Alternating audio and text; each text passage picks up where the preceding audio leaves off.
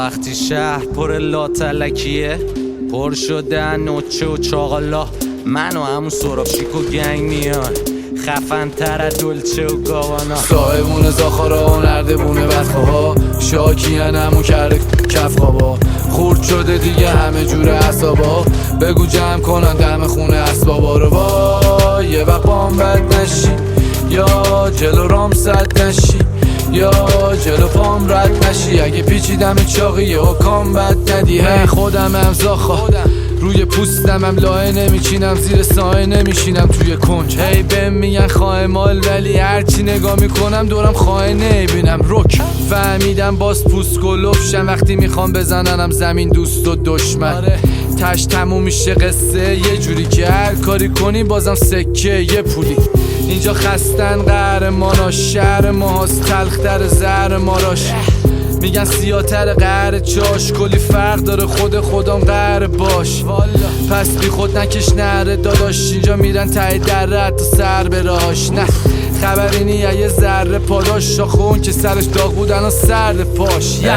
پر زامبی شده شهرمون، پس صلح و ول کن شهر بمون، یا خفه کار کن سر بکن بزا ما هم بشیم نردبون. حاجی گرگ آخه نیست واسه گله خوب، ولی تو گرگ باش و مرد بمون. من باز شب و درست نخوابیدم، چشا پف کرده خون. همون ترونمون دیگه شده، دلم هم مردم گیری پره، رفتاراشون همه گیری طوره. هی یکی میخواد اصابمون کنه، حاجی چارتا تا به دیگه خدایی سیاه ای بابا همون سرابیا بیشتر از اینا شده.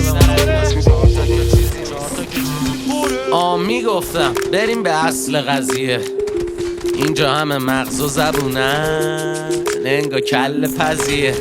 پک گل از اینا ارزشش بیشتره، هنوزم اسپانسرشون هم مکتیه.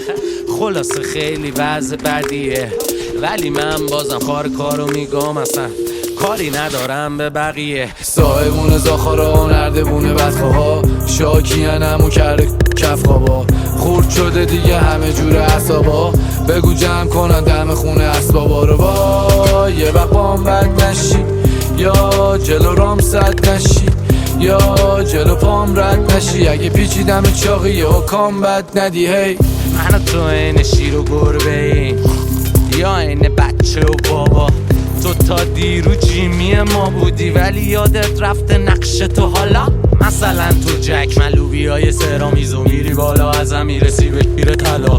مثلا ما حتی فیمس و خفن میسازیم از گیر خراب. مثلا اما یاد گرفتن گادفادری و بعد اما شاخ شدن بی پدرها. مثلا کسخل نمیشنوه نه خب گشاد میشه جیب کرا.